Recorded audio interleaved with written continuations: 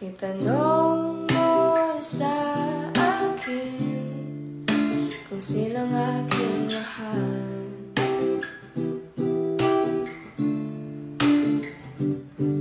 Itanong mo sa akin, sagot ko'y di magpatagal.